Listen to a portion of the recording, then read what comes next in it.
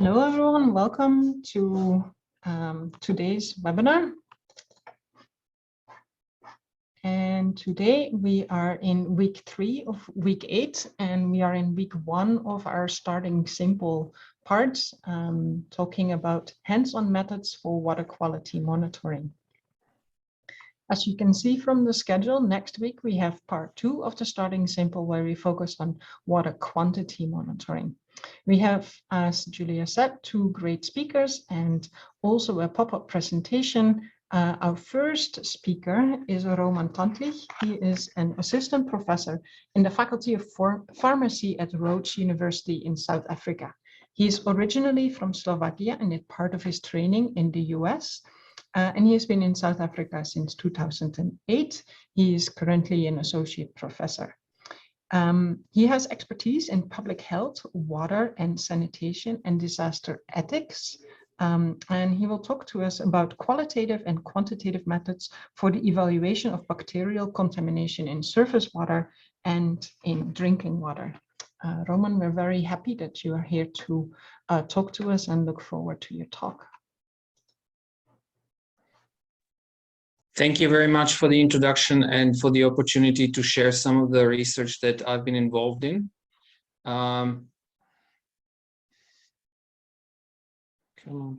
Okay, so this is an example of some work that I've been working on with my collaborators at Rhodes University for the past 15 years or so. And I will speak on behalf of a wider team. I will try to point out the people that have collaborated with me along the way. So simply put, what is a citizen science? Citizen science is a field of scientific discovery where scientists and regular citizens collaborate together to achieve collection of data that can enhance coverage of areas that would otherwise not be covered. But also, citizen science can be defined as a data collection method and execution of various types of activities where at least some of the participants are not trained scientists by themselves.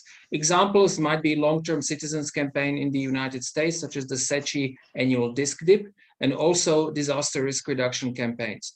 I will try to talk a little bit more about the situational reality in around Rhodes University and how I myself became a citizen scientist and a mixture between a hardcore scientist, so to speak, and a citizen involved in collecting data, and then how I have collaborated with other people to do this. Now, as we all know, water is essential for life and must be treated before it can be used for potable purposes. This is to ensure biosafety and quality. And to do this, because there are many microorganisms that can contaminate water, we generally choose 1 or 2 very small examples of bacteria that are often found if there is a problem in water. For example, fecal contamination. That's what I will be talking about. Now, in South Africa and many developing countries, the problem is that there is breakdown in service delivery, and there is also a lag between provision of new water infrastructure, like reticulation piping, when people, for example, move into urban areas, and this often leads to inadequate water supply. People are often forced to turn to alternative resources, which I will describe in my presentation later on. And the problem is that many of these resources are not treated to the regulatory standards. So what do? Citizen science has provided a way to address this in South Africa and around the world for a long time. Now, you see here some of the resources that we would be talking about. You see here, this can be surface water from dams, or it can be borehole water, or otherwise known as groundwater. Now, when people use this water, they don't really know what to do because they need access to water immediately, and thus they need tools in the field that they themselves can use and interpret whether the water is safe or not. And I will describe one of those tools shortly. Now, this is the area where I reside. This is southeastern part of South Africa.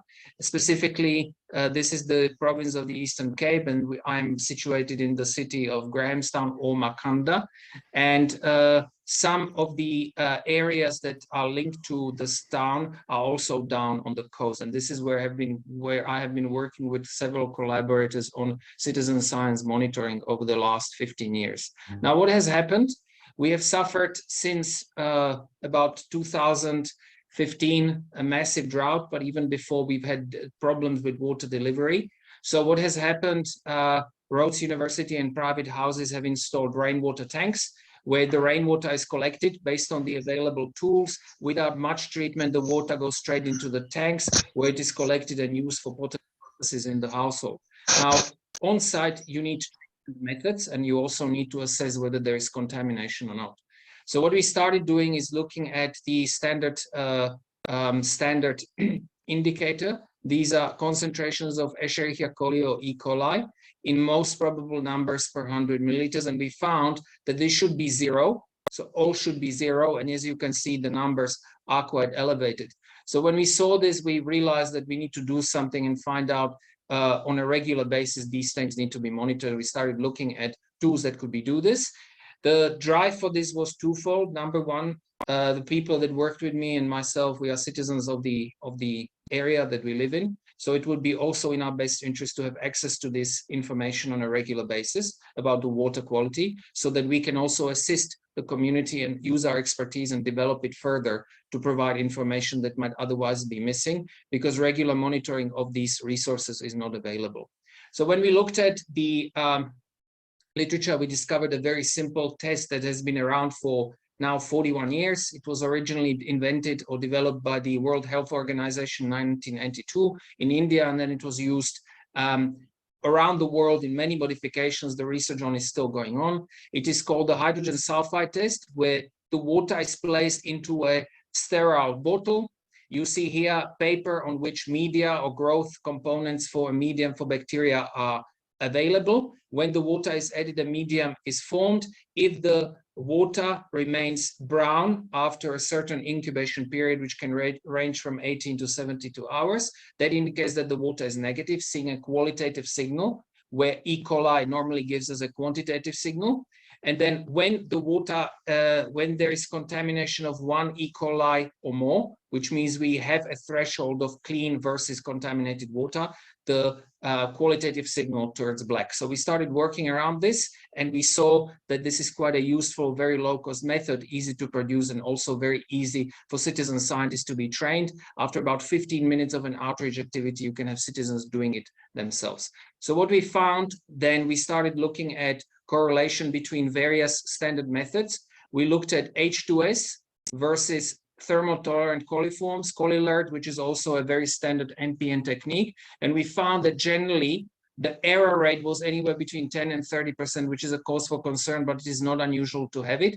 But the rate of correspondence between most of these tests, which means that the positive and negative results are corresponding from both tests, turned out to be above 85%, which means that the citizen science tool is available and quite reliable. We then reached out and started working with communities around Southern Africa. This is an example of a project which we ran in Namibia between 2017 and 2019. This is a typical ephemeral river where rural communities in Namibia collect water. And as you can see, this is water that basically is quite turbid. So it is necessary for them, since they're isolated days away from laboratories, it is necessary to have treatment methods and also methods to test the water. So we then commissioned a very simple filter, which was provided by an NGO from the United Kingdom. This can be attached to the bucket of water. You can see here that there is a handle which pumps. The water is then sucked up from the bottom of the bucket here. This is the part, and then it filters through the pipe into another bucket, which provides clean water. We then looked at the correspondence between the citizen scientists that monitored the water using the H2S test kit, and we also took some samples with H2S, and then we corresponded that to thermotolerant coliforms, and we found that depending on the conditions, there was a relatively good rate of correspondence. We also provided quite a simple qualitative signal where before the treatment and after the treatment, or before the treatment and after the treatment through the filter, the citizens could clearly see the difference, which made the most visual impact. And together with the quantitative signals that we had from the laboratory facilities being combined with the on-site monitoring, we achieved quite a good level of awareness among the community and also provided treatment options. So the citizen science approach in collaboration with scientists themselves from Rhodes University and the National Institute, the National University of Science and Technology from Namibia provided quite good results. We also then started branching out into how we disseminate this information. Colleagues of mine from the Department of Business Systems and Information Science at Rhodes University developed an online platform where people in Makanda and around South Africa, but specifically now in Makanda, mostly can report issues. And this is also something that has been used for capturing water quality problems that can then be communicated to the municipality and also to the Rhodes University staff. And there is a way to interact and assist each other. So in conclusion, scientists and communities working together, where we as academics and students became citizen scientists ourselves, our well-being, living in the area has driven us to start a collaboration with the citizens themselves, was the driving force behind starting the initiative. Community was seen as a very knowledgeable part of the relationship, because they know where the sites of concerns are. They know where they source alternative water. They know what problems they encounter on a day-to-day basis. And they also know what will happen if by any chance there is an outbreak of disease. So they pointed us to the site. On the other side, we provided training and tools to assess very easily based on negative and positive signals, the H2S test kit, and we developed training tools in various languages, English, Afrikaans, and isiXhosa, which are the three main languages in the areas where we are. We also expanded this into local languages in Namibia and other areas in Southern Africa. We tried and to a certain extent achieved all society approach where different stakeholders from IT background, biology, and the community itself work together to try to provide solutions that would be local and tailored to the situation in Makanda. And at the same time, the solutions that were co-developed, the feedback on the quality of the data from the community was taken into account by our students and also the academics, and it has led to various additional projects, such as quantifying the genetic diversity of the microorganisms that we find in the H2S test kit, and continuously we use this information to work and increase resilience of the Makanda community against water quality problems. In addition, we then developed H2S test kits, which we shared with other up to four provinces in South Africa over the last 15 years. We wrote a short, relatively simple scientific paper, which we share with the leaders of NGOs and focus groups around the country to start them and enable them to do the training on site. And then we also involved the community, and several of my students have gone from being members of the community, driving their own research and graduating, now becoming academics based on this project. They have developed tools to train the community and inform them about what the kit is good for and how it can benefit them. And at the same time, we are currently starting to look at commercializing the production of the kits to achieve wider social benefits. And we're also trying to standardize the laboratory facilities to provide indicator bacteria and quantitative information to the community on an ongoing basis. And with that, I would like to thank you for your attention, and thank you very much for the opportunity to present. Thank you very much, Roman. We will continue with the next question, but if you have questions already for Roman, please put them in the Q&A so that we can sort them and ask them at the end, or maybe some of them already answered.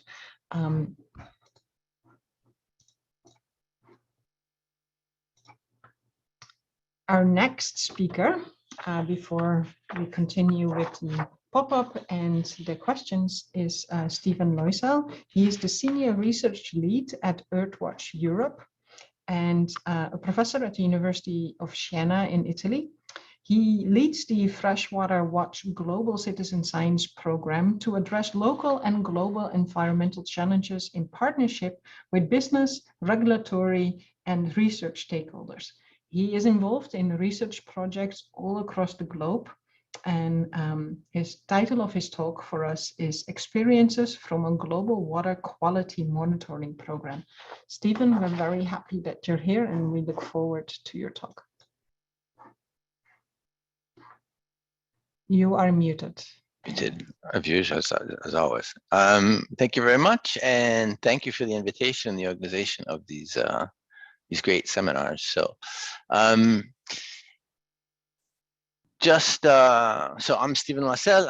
I work with the University of Siena, but also with Earthwatch Europe. Earthwatch has been doing citizen science for more than 40 years now, and I'd like to talk a little bit about the citizen science program called Freshwater Watch. So Freshwater Watch was created a decade ago to look at principal problems of fresh water, surface water across the globe. So it was developed to try to come up with a system that would allow for citizen scientists to monitor wherever they happen to be, in India, in North America, in Europe, and Africa, and come up with some good, high quality data that could be used by themselves as a community, but it could also be used by agencies and scientists in the area. There's more than 100 projects ongoing that have been completed. If you go to the Freshwater Watch, if you Google Freshwater Watch and you go to the website, you'll find a data set of more than 35,000 measurements. It's all open data and queryable and everything else. It's resulted in more than 40 publications. Again, Google will give you all the information that you asked for. It's focused on, as I said, surface water. So rivers, wetlands, lakes, streams, ponds, canals. And each measurement has a standard and additional parameters that can be added. The standard parameters are using an app that's in 10 different languages. You automatically get a geolocation. Everyone who participates, all citizen scientists, are signed up, so they're users, so they're all trained in the exact same manner, but each citizen scientist is also responsible for her or his data set. Every measurement has a timestamp. First things they gather information about the local context, land use, vegetation. All this qualitative data is very useful in the end when you start to look at ecosystems across space, across time, and try to see where things change. There's also an aspect of the data that's recorded by each citizen science about potential pollution sources, evidence of potential pollution sources, about algal blooms, hydrological data, but again, qualitative hydrological data. How fast is the stream moving? How high is the lake with respect to normal average conditions? And then a series of measurements done by focused on eutrophication on one hand and particulate loads and particulate concentrations on the other. So the two things they measure across all these projects are nitrate and phosphate concentrations using a colorimetric approach. And they also measure turbidity using a standard Secchi tube that's calibrated in the same Secchi tube across the globe, and also measurements of watercolor. All these things are supported through an app, but a lot of places in the world don't have smartphones, so it's also supported by individual data sheets, and these data sheets are translated into the local language.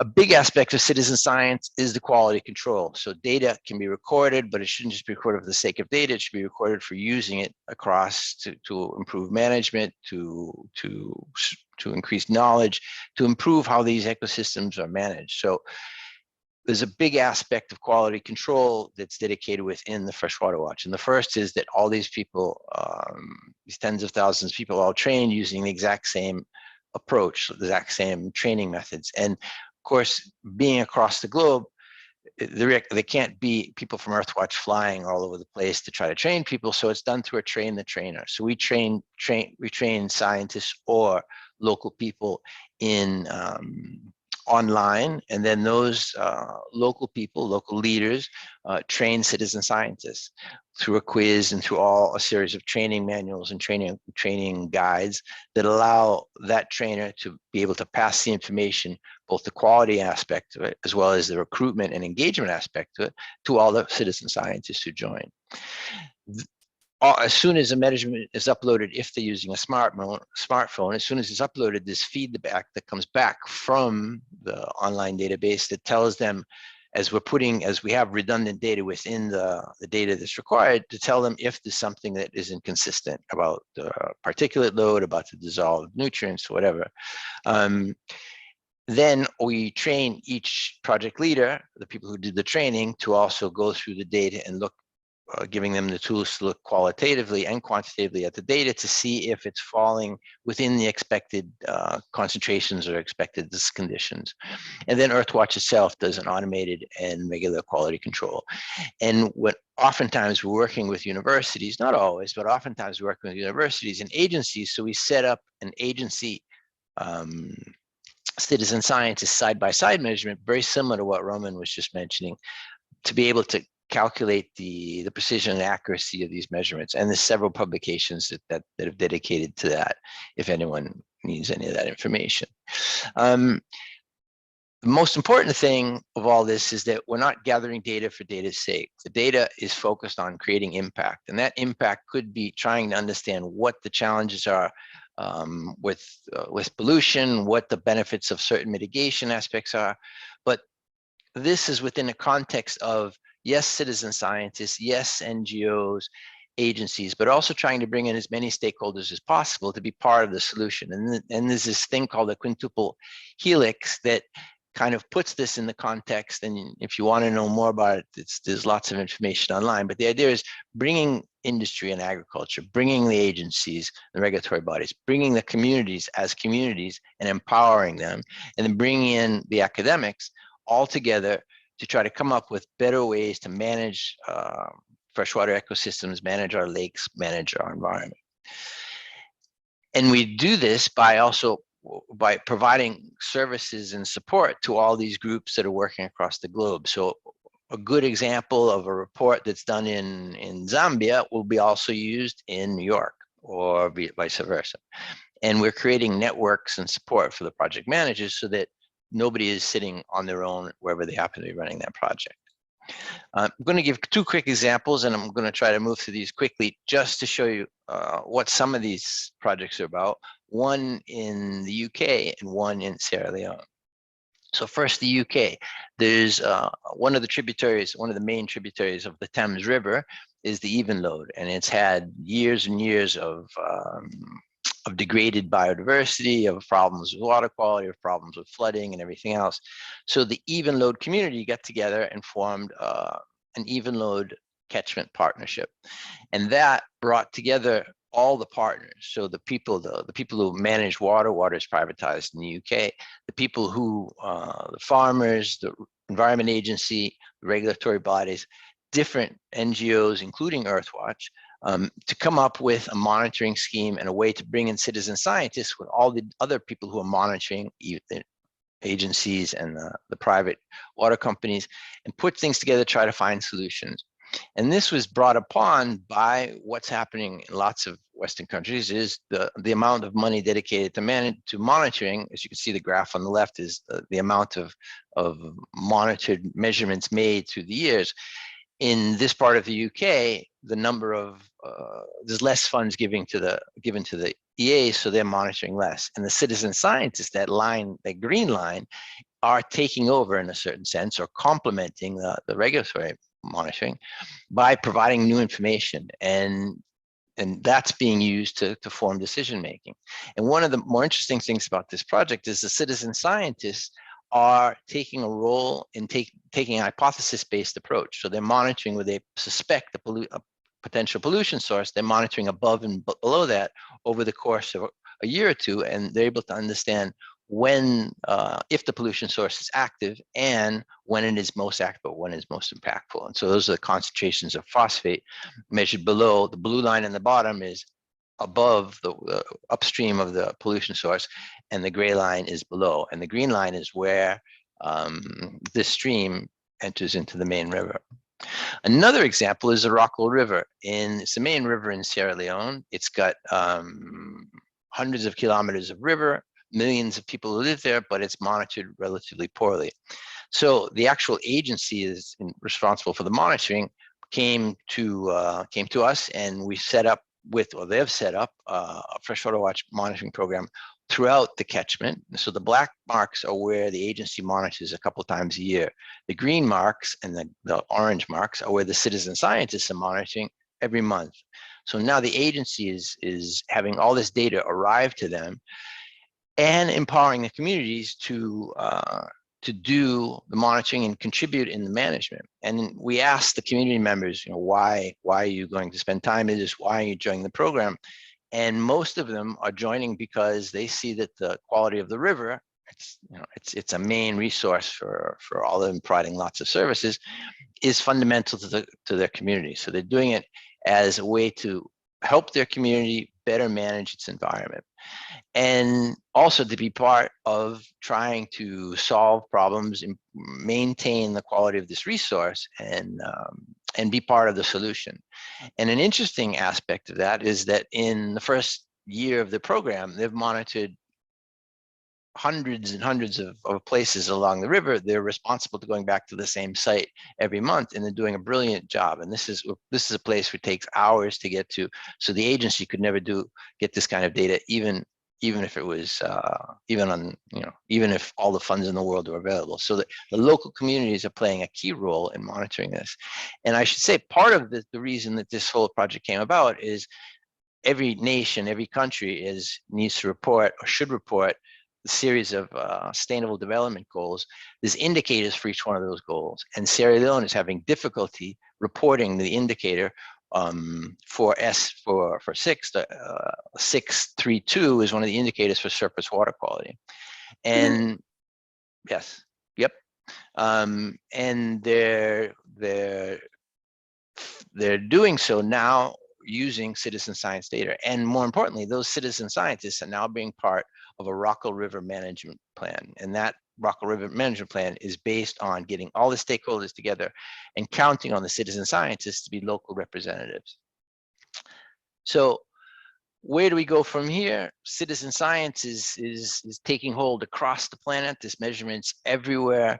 It's important that these measurements done in a quality manner, the data is open, but most importantly, we as people who set up and run and support citizen science should be making sure that these citizen science activities are focused on impact. And that means helping these communities come together to work with all the stakeholders possible in the area and point towards some improvement in the future. So thank you for your attention. I hope I was within time, and Perfect, Stephen. so Perfectly in time. Convened. Thanks a lot. There we go. Before we continue with the questions and answers, I encourage all of you to write questions in the question box. But we first have one more pop-up.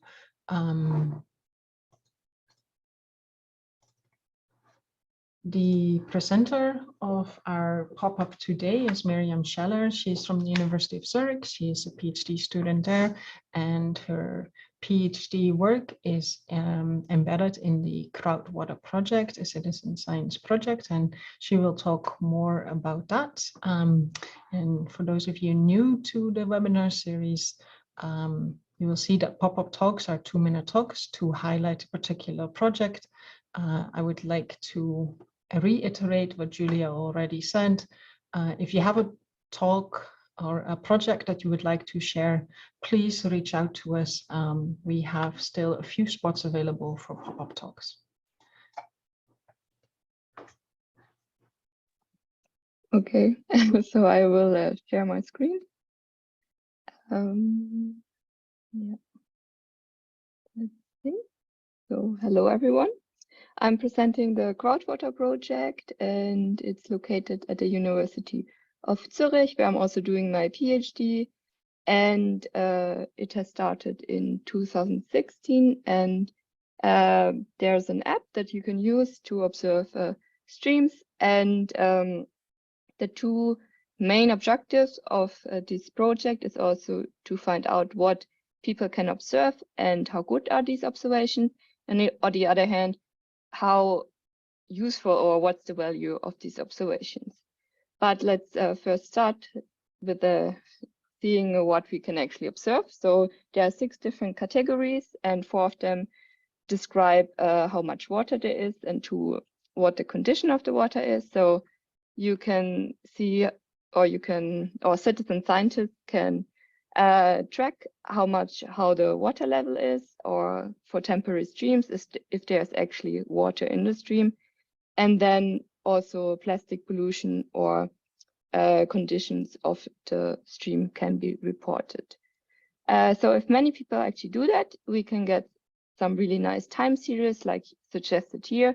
So here you can see a temporary stream that is mostly flowing during winter month. It's located in Switzerland, and then rather dry in the late summer months. And so this is an example from Switzerland, but observations can be done all over the world. And yeah, so most of them are done in Europe. It's pretty purple here. But in total, we have 7,000 individual locations and 40,000 observations. And yeah, that's quite nice. And if you want to know more, feel free to check out our website. Thank you so much. Thank you, Miriam. Thank you for all three speakers for sharing. We continue to the question and answer session. Right now we have one question that's maybe quite specific, but Stephen, the question is, has Freshwater Watch and or Earthwatch a partnership with the University of Maryland and stakeholders there? The short answer is no, we haven't. But we have worked on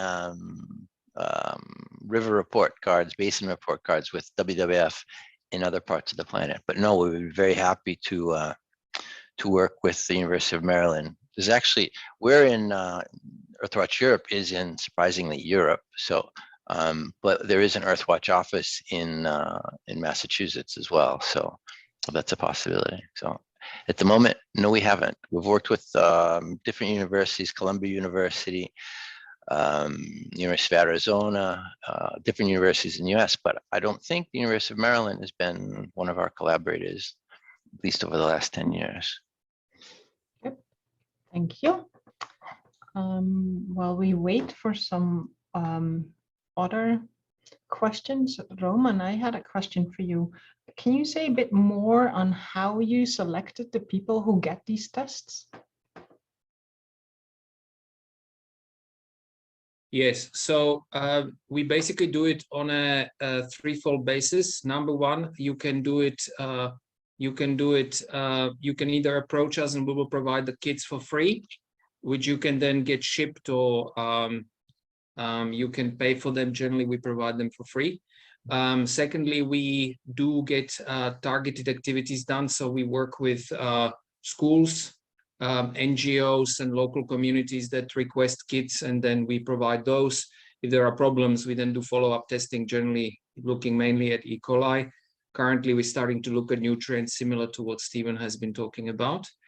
And then the third thing is we've got postgraduate research because the one thing that is very important in the determination of the uncertainty is that for each source of water, so when we start, for example, in Namibia, we calibrated the level of correspondence between thermotolerant coliforms and E. coli and the kit under local conditions. So those data get generated on an ongoing basis, generally at honors, masters, and sometimes at PhD level.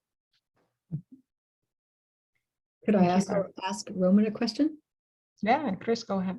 So I was just curious about the incubation. You mentioned that it was over a number of hours, and I'm wondering if the incubation has to happen at a certain temperature, and if the people who are doing the monitoring have to have it in something, and what that is if you do have to put it in. Yeah, so thank you. That's actually a very good point. So over the last 25 years or so, there has been quite a bit of research done on the extremes of what is the lowest temperature that you can incubate at, for example, in your house and get reliable results, and what is the highest one. We know that if you go at above 40 degrees with the kit, it fails. We've seen that in Namibia. Normally, what we found was that if the incubation temperature in the house is anywhere between 18 and 25, it corresponds 85 to 95% with the indicator microorganisms that we do in the lab. So it is quite easy, as long as you keep it away from light and from draft and things like that. Generally, the correspondence is quite well, and you can do it under normal household conditions. Thank you. We have one question in the chat, and that is, what's the QC measurement used in the field? And maybe, I think this is Roman, but Stephen, maybe you can even talk about that for your project as well. Okay. Roman, do you want to go first? You can go ahead, that's fine. Oh, okay. So in the field, we kind of believe that the quality control has to begin from the citizen scientist. So the idea is that if the citizen scientist understands the aspects of quality control and has been, let's say, trained in the proper manner and takes responsibility for the measurement, because they aren't measurements uploaded randomly by no one, they're uploaded by a citizen scientist who has a username and everything else. That's a good way to start. What we try to do as well is take a certain percent, which is usually between around 10%, of measurements that are done in the field by citizen scientists, done also by a professional scientist who bring those measurements back to the lab for monitoring suspended solids and everything else.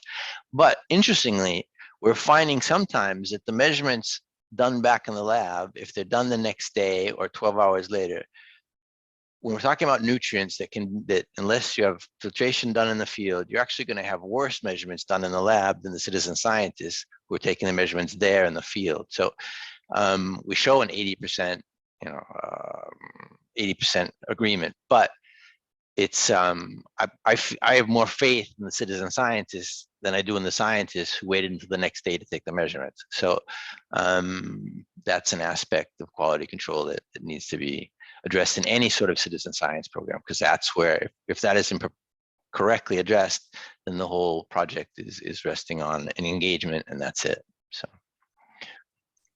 thanks, Stephen. Roman, do you want to add something? Yeah, so in our case, the procedure is very similar to what Stephen just described.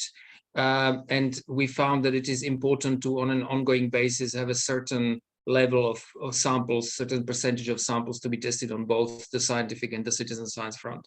In addition to what happens with water quality, the microbial indicators generally need to be corroborated with some sort of simple kind of epidemiological discovery. So you generally then ask questions, and especially when we do this at schools, and then the kids become agents of change and things like that, generally there's a small questionnaire where they have a tick box and they capture, was there smell, what was the appearance of the water, was it cloudy, things like that, and that correlates with the what we see on the plates and in the kits. Thank you. Super.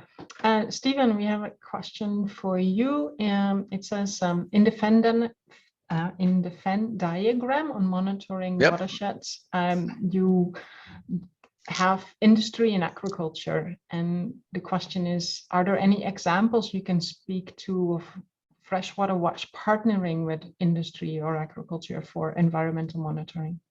Okay. Yes. So that's one of the usually the projects that have the biggest success are partnerships with all those people in the quintuple helix. And so with industry, we have experience mostly with water industry, or people who use directly the water for their purposes. And those are places in places where the water is made private by those people who supply the water, and places where water is still public by the public water company. And that's both in the US, in Europe, as well as some experiences in Canada, in Western North America. With agriculture, that's another key area where working in partnership is fundamental. And in the Netherlands in particular, or in the UK, where there's a big push on the farmers to reduce nutrient loads, to reduce their impact, the farmers actually are coming out and pushing to have the capacity to make these measurements themselves, but also to get citizen scientists to join. The challenge is often farmers do not want their location of their bad measurements put on a global map. So there are ways in that case to have that data, let's say, quarantine, not put on the global map, but remain in the local project. Because oftentimes, they're under pressure already, but they're doing this as a learning management approach to improve the management of fertilizer or manure or whatever. So it's an ongoing challenge. But where projects are impactful, it's not, it's because many people and many stakeholders are joining. Exactly what Roman said, bringing more people into the picture will keep the sustainability of a project like that going. So. Great. On that, do you have the feeling that the farmers mainly join because they are really interested in improving their management, or to prove that maybe their farm is not as bad as the public thinks? Or do you know something about why certain people may be interested in joining? Good question. So one of the biases that we as in the citizen science world need to overcome is the fact that it's a selective process. So the farmers who join are usually, instead, there's a wonderful case in Ireland. Irish farmers are incredibly good at this. They actually started before there was any pressure put on them. So they actually want to improve. They change their management, the rotation of the cows, if it's a dairy farm. They changed how they manage the farm, and then test in a hypothesis type manner, test to see if that improved the quality of the local stream. Or in the UK, they put in these coppice bundles to try to reduce stream erosion from the hill into the stream. So those are where farmers are interested themselves. I think in places like the Netherlands or in Central Europe, there's so much pressure on farmers that they're probably doing it both from they want to make a change and they want to change their management, but they also want to show that they're not the only ones that are caught. The nitrogen concentrations in these places are 50 years have been high. It's not my fault that the water is nutrient rich or nitrate rich. So I think it's a little of both. So on an individual basis, it depends on who. In Asia, in China, the farmers are doing it because they're interested. They understand that they actually have a big role to play, and there's so many problems with water quality in some parts of China that I think they're doing it out of a community type. We need to get the situation under control. So it really depends from place to place and also from farmer to farmer. So. Okay. Talking about nutrients, there's a question in the chat to describe a bit more the method for nutrient sampling. So there's lots of different ways to measure nutrients, and Roman and I should probably catch up later to try to compare some of the things that this would be really good if we can incorporate more E. coli measurements that work easily like that, and I'd be very happy to show them. The nutrient measurement, when you're measuring anything from a citizen science point of view, there's certain keys of you need to avoid that the citizen scientists are exposed to reagents. You need to avoid the citizen scientists are touching the reagents, not only because you don't want them to touch the reagents, but you also don't want the reagents, you don't want the sample to be biased. So we've come along, we've tested every possible nutrient method that we could find, and we've found one that the reagents are in a tube.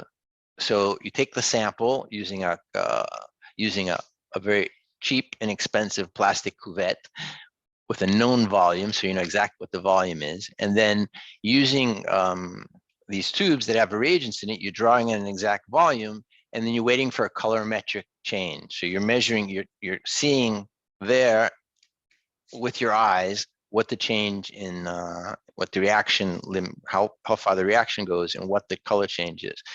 You can do it also with a smartphone, but as there are a lot of people who don't, a lot of the places we're working, people don't have smartphones or don't want to use smartphones in some cases. So therefore, the colorimetric method works perfect, and there's 7 different categories of concentration, and they match it up to the color. So this works perfectly unless you happen to be colorblind, and then it works a little less perfectly. But in general, most people are not colorblind, or at least one of the 2 people that go out to sample are not going to be colorblind.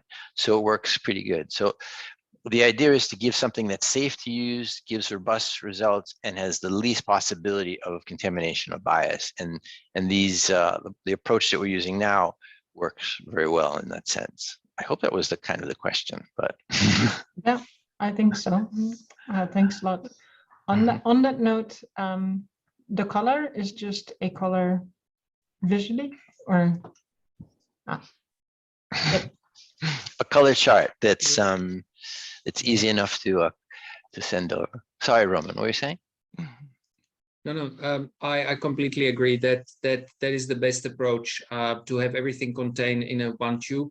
You add the sample and then you watch a color change. That is by far the best method in the field. Yeah. Do either of you have to face for the volunteers having to dispose of something that shouldn't just be poured on the ground? Do you have any kind of disposal issues? Maybe I can. I know. Yes, go ahead, Roman. Yeah. Okay, so maybe I can take this one. So in our case, we always insist that the kits are being brought to us for destruction.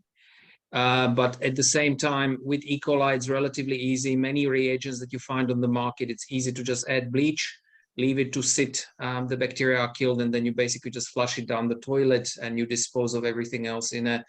But it does. There is one peculiar problem which we found, and that is that depends very much on what the container is that you're using, because some of those containers are also used for healthcare purposes, for example, sampling of tissues and things like that. So it is not necessarily what's in it, but the container being in the waste can then pose problems in the community. So that is also something that we, for example, still need to fix with our little kit, because we know that those urine jars are not always the most, they are really good for what we do, but they are not very often the best thing to accept by the community itself. Right, that makes sense. And we don't, with our, the turbidity measurements done with a sticky tube, so it's just a long plastic tube that will last forever until somebody sits on it. And then the output from the nutrient measurements is essentially a solution that can be thrown down the toilet, down the sink, and a polypropylene tube that should be recycled. So there's no waste there. But in our attempts to use to measure fecal coliforms, we've had the same challenge as Roman, that we have to make sure that that everything is disposed of in a correct manner. And I like I'd never thought of the urine cups before. That's really good. So that's, except if people might think it's urine, I think that's a very good approach to containing everything and not letting it, not getting around. So. Great. Thank you for that. Roman, you were saying, in addition, you also asked people to write down the color or the smell, and with the pump and the filter, you said that visually people were very, drawn to this clear difference between the different water colors there, because it's such a visual example. How well does that work, just the smell or the color, or compared to how well is that correlated already to your E. coli tests?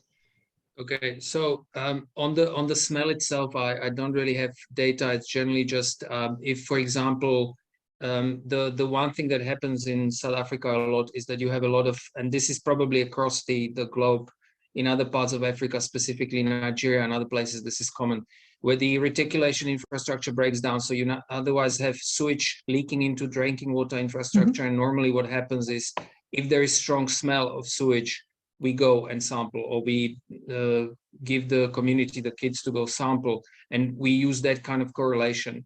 The other thing that often happens is that you ask, when we do, for example, work with kids in high schools, the question is then generally ask for long-term trends about how often do you have breakages in supply, or breakages in pipes and things like that. And we then try to use that to interpret some of our results, along with E. coli or coliforms. We then also look at things like ammonia, nitrate, and other nutrients. So there is one current issue which has arisen, and that is that we will need to change our outreach to also include things like plastic waste, and also start training people in doing epidemiological not studies, but collecting epidemiological type data, which we can then correlate with water quality, because COVID has shown us that the situation is a lot more complex than we previously might have faced.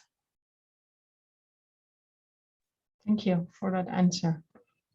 Since we are nearing the end of the webinar time series, maybe one question for both of you. What do you see as the key factor for the success of your project?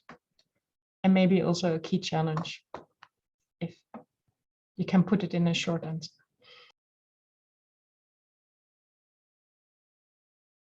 Roman, you want to go first, or shall I?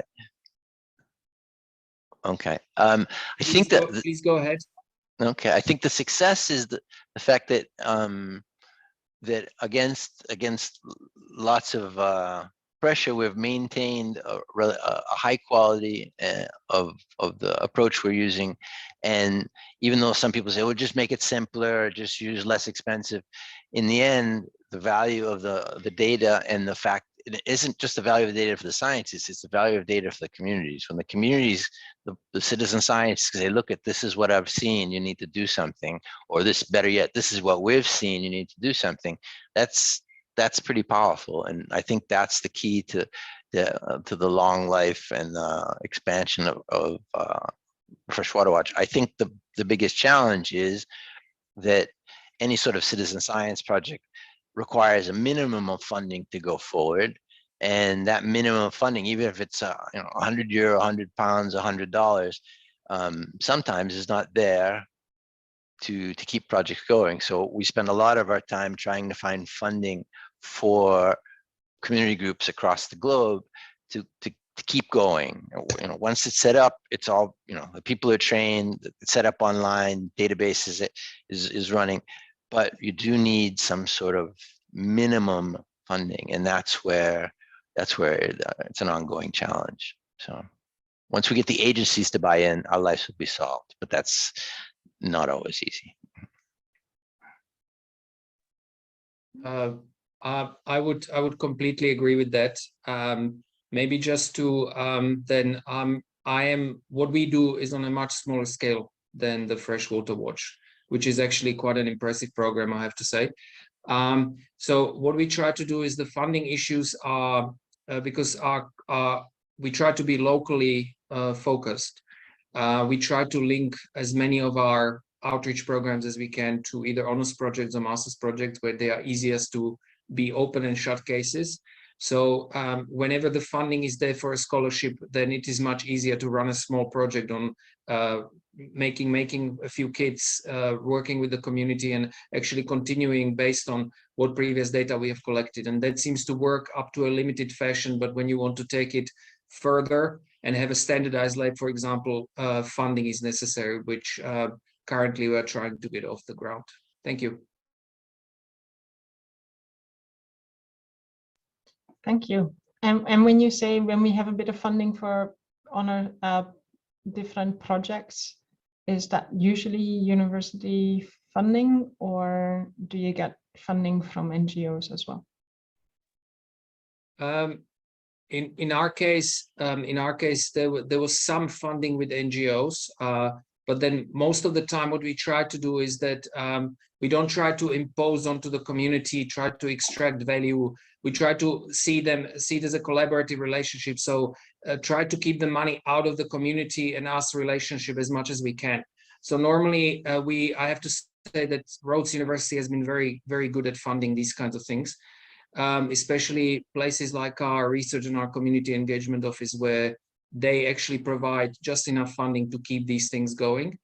In addition to that, what often happens is that the NGO is very critical to getting key informants and contacts on the ground, which is where the value then comes to the party and brings down also the cost of the projects in our case. Thank you. Thank you all for all three for these very nice talks. Just as a reminder, next week we talk about starting simple, but we focus on water quantity, and the talks or the whole webinar series is always at noon Eastern time in Europe. That means we're still at 5 p.m. before we go back to being at 6 p.m. Julia, do you have any last announcements? That's all. Thank you very much, and we'll see you next week. Thank you all. Thank you, Stephen. Thank you, Roman. Thank you, Miriam. Thank you all for joining and listening. See you next week.